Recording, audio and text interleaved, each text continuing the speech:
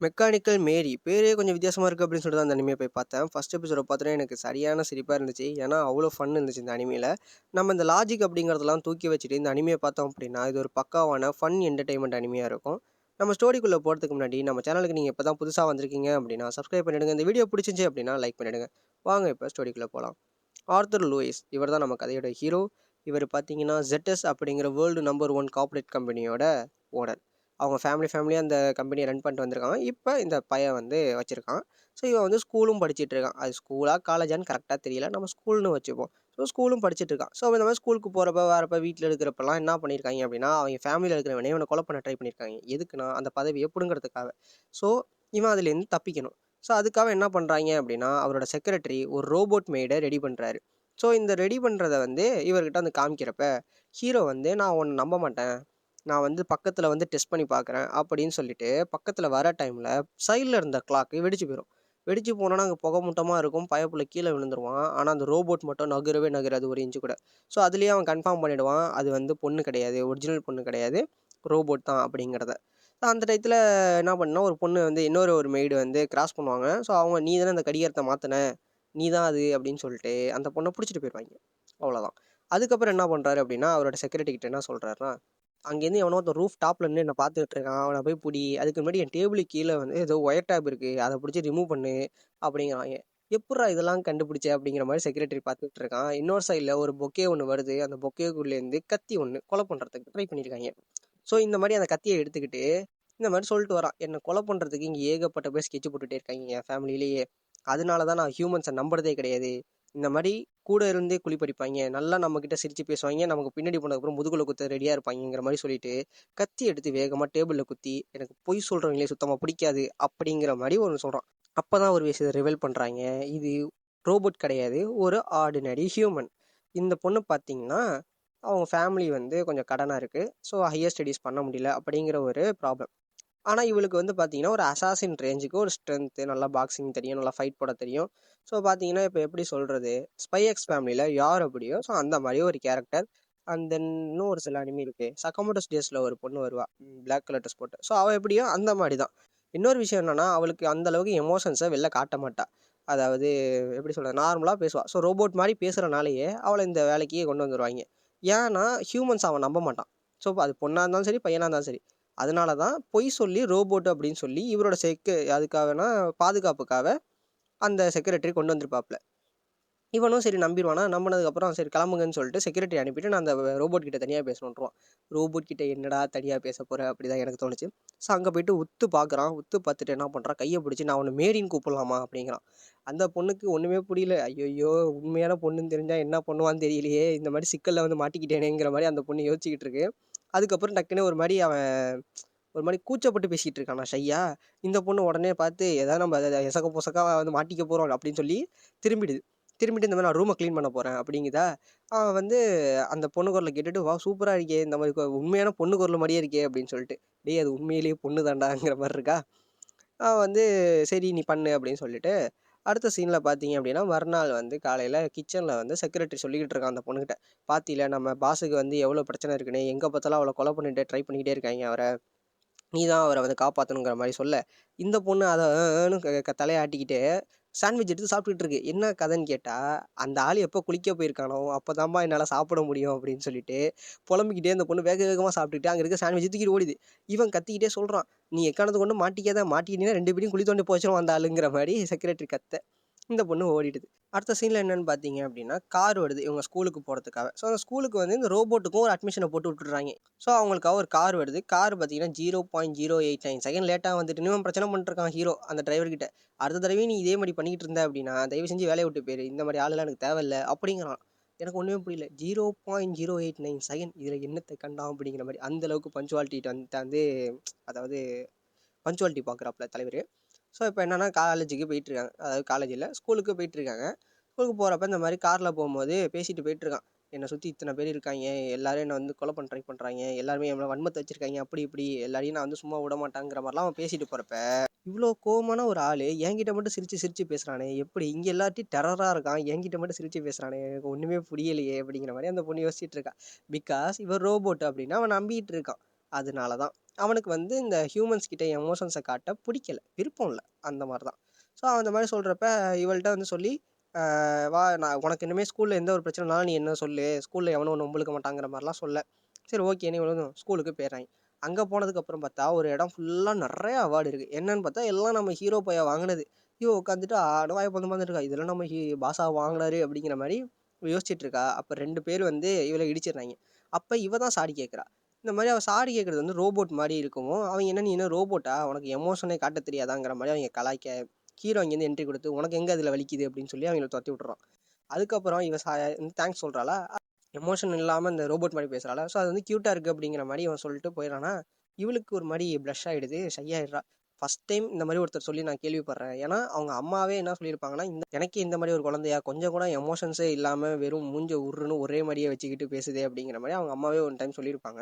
அதுக்கப்புறம் வீட்டுக்கு போயிடுறாங்க. வீட்டுக்கு போனதுக்கப்புறம் பார்த்தீங்கன்னா அவன் தம்பி வந்து நல்லா விசாரிக்கிறான். காலையிலேருந்து எதுவும் நிறையா அந்த இதெல்லாம் நடந்துச்சுல அட்டம்ப்ட்டு, ஸோ அந்த மாதிரி இருக்கிறத பற்றி விசாரிக்கிறதுக்கும் ஸ்கூலை பற்றி விசாரிக்கிறதுக்கும் வந்திருக்கான். அவன் பேர் பார்த்தீங்கன்னா மேனாடு. அவனும் ஒரு ஸ்கூல் படிக்கிறான். இவன் வந்து சொந்தத்தில் இருக்கிற தம்பி அப்படிதான் நினைக்கிறேன். இது வரைக்கும் அப்படி தான் சொல்லியிருக்காங்க. இல்லை கூட பிறந்த தம்பியா என்ன இளவுன்னு இன்னும் புரியலை. ஸோ இவன் வந்து என்ன சொல்கிறான்னா, நீங்கள் நல்லா இருங்க, உடம்ப பார்த்துக்கங்க, நல்லா படிங்க அப்படிங்கிற மாதிரி இவன் சொல்ல, அவன் அண்ணங்காரன் ஹீரோ வந்து தம்பியை நீ வந்து அப்ராட் போய் படி அப்படி இப்படின்னு இவன் வந்து ஒரு மாதிரி சொல்ல, மாற்றி மாற்றி நல்லா அன்பை பரிமாறிக்கிற மாதிரி பேசிக்கிறாங்க. செக்ரட்டரி பார்த்துட்டு என்ன மாதிரி ஒரு பாண்டிங்னு நினைக்கிறான். ஆனால் உண்மையிலேயே அவங்க வந்து மனசுக்குள்ளே திட்டிக்கிறாங்க மாற்றி மாற்றி டெலிபதி மூலியமா. இவன் வந்து அண்ணங்காரன் சொல்கிறான், நீ எல்லாம் உருப்பட மாட்ட, எதுக்கும் லாய்க் கிடையாது, அதனால தான் நீ இப்படி ஊதாரி மாதிரி சுற்றிட்டு இருக்க அப்படிங்கிற மாதிரி அண்ணங்காரன் ஹீரோ திட்டுறான் அவனை தம்பியை. தம்பிக்காரன் வந்துட்டு நான் உன்னை கொல்லாமல் விட மாட்டேன், நீ இருக்கிறனால தான்டா எனக்கு எல்லாமே பிரச்சனைங்கிற மாதிரி அவன் ஒரு பக்கத்து திட்ட. அந்த பொண்ணுக்கு தெரியுது இவங்க ஃபேக் ரியாக்ஷன் காட்டுறாங்க, உண்மையான ஸ்மைலே இல்லைங்கிறத அந்த பொண்ணுக்கு தெரிஞ்சிடுது. ஸோ இவங்க ஏதோ ஒன்று உள்ள மன்மத்தை வச்சிருக்காங்கிறத மட்டும் தெரிஞ்சுக்கிட்டு விட்டுட்டு தான் அவன் சொல்லிட்டு போயிடுறான் தம்பிக்காரன். சரி நான் வந்து ரெஸ்ட் ரூம் போகணும் அப்படின்னு சொல்லிட்டு வெளில போகிறான் ரூமை விட்டு. அங்கே போனதுக்கப்புறம் நின்றுக்கிட்டு நான் ரெடி பண்ண எல்லா அசாசினும் சொதப்பிட்டாங்க, அவனை கொலை பண்ணாமல் விட்டுட்டாங்களே அப்படிங்கிற மாதிரி அவன் புலம்புறான். அப்போ பின்னாடி மேடி நின்றுக்கிட்டு அங்கே தான்ப்பா இருக்குது ரெஸ்ட் ரூம் அப்படின்னு சொல்ல இவன் பயந்துடுறான். ஏமா நீ எவ்வளோ தைரியம் தான் நீ என்னையே பயமுறுத்துவ அப்படின்னு சொல்லிட்டு, யார் நீங்க கேட்குறப்ப இந்த மாதிரி நான் அவரோட மெய்டு அப்படிங்கிறப்ப, நீ என்ன ஒரு மாதிரி பேசுகிற அப்படின்னா, ஆமாம் நான் ரோபோட்டு இப்படி தான் பேசுவேன் அப்படின்னோட, ஓ நீ ரோபோட்டா, இந்த ஆள் பிடிக்கிற எல்லாருமே இப்படி தான் சிரிக்கவே மாட்டாங்க, முடச்சிக்கிட்டே தான் இருப்பாங்கிற மாதிரி சொல்ல, இல்லை என்னால் சிரிக்கவும் முடியும் அப்படின்னு சொல்லிட்டு அந்த பொண்ணு என்ன பண்ணுது, 2 விரலை வச்சு அவ மவுத் இருக்குல்ல, ஸோ அந்த வாயை, ஸோ அதை வந்து இழுக்கிறா. பார்க்க மோமோ மாதிரி இருக்குது, பயப்புள்ள பயந்து ஓடியே போடுறான் தெரிச்சு, ஆளை விட்றா சாமி அப்படின்னு சொல்லிட்டு. ஈவினிங் டைமில் ஹீரோ வந்து அவனோட ரூமில் நின்று யோசிச்சுட்டு இருக்கான். அந்த மாதிரி அவங்க அப்பா வந்து இவனுக்கு கொடுத்த கடமைகள், இதை இந்த கம்பெனியோட பொறுப்பு, இது எல்லாத்தையுமே பற்றி யோசிச்சுக்கிட்டு, அவர் ஏன் இவனை செலக்ட் பண்ணாருங்கிற மாதிரிலாம் அவன் யோசிச்சுக்கிட்டு என்னால் ஹேண்டில் பண்ண முடியுமாங்கிற மாதிரிலாம் யோசிச்சுட்டு இருக்கான். அப்போ ஹீரோயினி, அதாவது சாரி மேரி என்ட்ரி கொடுக்குறா சாப்பாடு எடுத்துக்கிட்டு இந்த மாதிரி. அப்போ இவன் வந்து சும்மா இல்லாமல் நான் ஏதோ ஒரு விஷயம் கேட்கலாமான்னு கேட்குறான். உடனே அவன் மடியில் படுத்துக்கலாமான்னு கேட்குறான். உடனே சரி அவளும் யார்றான் அவன், எப்படிறான் அவன் இந்த மாதிரி இருக்கான், என்கிட்ட மட்டும் ஏன்டா அப்படி பேசுகிறாங்கிற மாதிரி அவன் யோசிச்சுட்டே சரி ஓகேன்றா. மடியில் படுத்துக்கிட்டு அவன் சொல்கிறான், இது இன்னும் ரொம்ப ஹார்டாக இருக்குது, மெட்டல் அப்படி தான் இருக்கும் போல அப்படின்னு அவனே சொல்லிக்கிறான். அவள் வந்து அது மெட்டல் இல்லைப்பா என்னோட மசுல் அப்படிங்கிற மாதிரி அவள் சொல்லிக்கிறா. அதுக்கப்புறம் பார்த்தீங்கன்னா இவன் புலம்புறான் கடந்து, இந்த மாதிரி எங்கள் அப்பா என்ன தான் தேர்ந்தெடுத்தாரு, யாரும் என் பக்கம் இல்லை, எல்லாரும் எனக்கு வந்து எப்படி என்னை கொல்லலாம், எப்படி என்னை வந்து கீழே தள்ளலாங்கிறதான் யோசிக்கிறாங்கிற மாதிரிலாம் சொல்ல, நான் இருக்கேன் உங்கள் பக்கம் அப்படின்னு சொல்லிட்டு மேரி சொல்கிறான். அவன் மைண்டில் என்ன ஓடுதுன்னா, என்னோட காலேஜ் ஃபீஸு, அதுக்கப்புறம் சாரி ஸ்கூல் ஃபீஸு, கடன், இது எல்லாத்தையுமே அடைச்சது இவர் சைடு தான். ஸோ இவரை வந்து நான் ப்ரொடக்ட் பண்ணணும், அதான் என்னோட வந்து முக்கியமான ஒரு குறிக்கோளுங்கிற மாதிரி அவளே நினச்சிக்கிறா. இது ஒரு ஒர்க்காக பார்க்காம அவரோட ஒரு கடமை, அதை தாண்டி ஒரு மாதிரி லவ்வபுளாக அவளுக்கும் பிடிச்சிருக்குங்கிற மாதிரி சொல்லலாம் இந்த ஃபீலிங்ஸ்லாம். பட் ஆனால் அவளால் வெளில சொல்ல முடியாது. இந்த அதில் இன்னொன்று வந்து அவருக்கு ஒரு கில்ட்டியாக இருக்கிற விஷயம் என்ன அப்படின்னு பார்த்தீங்கன்னா, நம்ம பொய் சொல்லிட்டோம் அப்படிங்கிற ஒரு விஷயம் அவளுக்கு கில்ட்டியாகவே இருக்குது. நம்ம வந்து உண்மையான ஹியூமன் ஆனால் வந்து நம்ம ரோபோட் சொல்லிட்டோமேங்கிற மாதிரி ஒரு கில்ட்டினஸ்லேயே அவள் இருக்கா. ஸோ மறுநாள் பார்த்தீங்க அப்படின்னா அந்த ஆளுக்கு ஒரு கிளாஸ் நடக்க போகுது.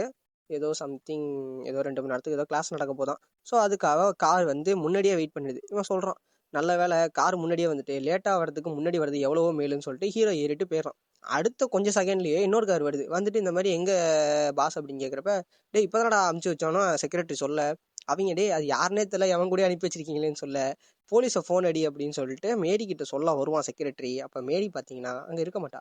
பார்த்தா அந்த காரை சேஸ் பண்ணி ஓடிக்கிட்டு இருப்பா பயங்கரமா. எவ்வளோ தைரியம் இருந்தால் மாஸ்டரை கடத்துவீங்க அப்படின்னு சொல்லிட்டு. காருக்குள்ளே யார் கடத்துனதுன்னு பார்த்தீங்கன்னா மேனடு, அவன் தம்பி தான். அவன் வந்து என்ன பண்ணுறான், இந்த வாட்டி உன்னை கொல்லாமல் விட மாட்டேன்டான்னு சொல்ல, ஹீரோ சொல்கிறான், 168 தடவை சொல்லிட்டடா, இன்னும் நீ என்னை கொன்ன பாடா இல்லைங்கிற மாதிரி மனசுக்குள்ளேயே நினச்சிக்கிறான். அந்த டைமில் மேரி வந்து கார் மேலே ஏறி அவங்கள பயமுறுத்த, இவங்க வந்து காரை ஆட்டி ஆட்டி விட்டு அவளை கீழே தள்ளி விட்டுறாங்க. அப்புறம் அவங்க ஏதோ ஒரு குடோன் மாதிரி ஒரு இடத்துக்கு வீடு தனியாக இருக்குது. ஸோ அதுக்கு கீழே வந்து அண்டர் கிரவுண்டில் உட்காந்துட்டு அவனை கட்டி போட்டு பிளாக்மெயில் பண்ணிட்டு இருக்காங்க. இந்த மாதிரி நான் அவனை கொலை பண்ண போகிறேன் அப்படின்னு சொல்லிட்டு அவன் தம்பிக்கே அவன் ஒரு வீடியோ எடுத்து காட்டுறான் ஹீரோ. இந்த மாதிரி நான் ரெக்கார்ட் பண்ணிட்டேன், நீ பேசின எல்லாத்தையும் இந்த மாதிரி ஒரு சோஷியல் மீடியாவில் அப்லோட் பண்ணனா உன் மானம் எல்லாமே போயிடும், நீ இப்போ என்ன கொலை பண்ணினாலும் கண்டிப்பாக போயிடும், இது வந்து ஆல்ரெடி க்ளவுடில் சேவ் பண்ணிட்டேன், ஸோ பிரச்சனை இல்லை, நீ என்னன்னா பண்ணிக்கங்கிற மாதிரி சொல்ல அவன் தம்பிக்காரன் பயந்துட்டு நான் ஆளை விடுங்கடா, நீங்கள் 2 பேரும் ஏதாவது பண்ணிக்கங்கடான்னு சொல்லிட்டு அவங்க அடியாள்கிட்ட சொல்லிட்டு அவன் ஓடி போயிடுறான் கார் எடுத்துக்கிட்டு. அவங்க அடியாளுங்க என்ன யோசிக்கிறாங்க, நீ இவனை நம்ம உயிரோட விட்டோம் அப்படின்னா வெளில போய் நம்மளை செஞ்சிருவான், நம்ம 2 பேர் முகத்தையும் அவன் பார்த்துட்டான், கொன்றுவோம் அப்படிங்கிற மாதிரி அவங்க யோசிக்க ஹீரோ சொல்கிறான், கொல்றதுனா சீக்கிரம் கொல்லுங்க, பேசிக்கிட்டே இருக்காதீங்கடா அப்படிங்கிற மாதிரி ஹீரோ சொல்ல, இல்லடா கொல்றோம் அப்படின்ட்டு வர டைமில் மேடி என்ட்ரி கொடுத்து 2 பேரையும் போட்டு பொழந்து புட்றா. அவங்க ஐயோன்னு சொல்லிட்டு தலை தெறிக்க ஓடுறாங்க. இங்கே வந்து ஓடும் போது என்ன பண்ணி போடுறாங்க, ஏதோ ஃபியூலையோ டீசலையோ எடுத்து ஊற்றி விட்டு போயிடுறாங்க போல். அது பற்றிக்கிச்சு போக முடியாத அளவுக்கு அந்த குடோன் வந்து பாதை ஃபுல்லாக அடைஞ்சிட்டு. இப்போ ஹீரோயின் என்ன யோசிக்கிறான்னா, இவனை எப்படியாவது சேஃபாக அனுப்பணுமேங்கிற மாதிரி யோசிக்க, இவன் வந்து நீங்கள் போங்க எனக்கு ஒன்றும் ஆகாது, நான் ரோபோட் தானே அப்படிங்கிறப்ப, இல்லை நான் உன்னை தனியாக விட்டுட்டு போக மாட்டேங்கிறான். யாரா நீ, எங்கேந்திரா வந்திருக்க, ரோபோட்டுக்கு எமோஷன் பார்க்குற அப்படிங்கிற மாதிரி இருந்துச்சு. மனுஷங்கெல்லாம் எக்கேடு கெட்டா போங்க, ஆனால் ரோபோட்டுக்கு இவ்வளோ இது காட்டுறான், பாசம் காட்டுறான்.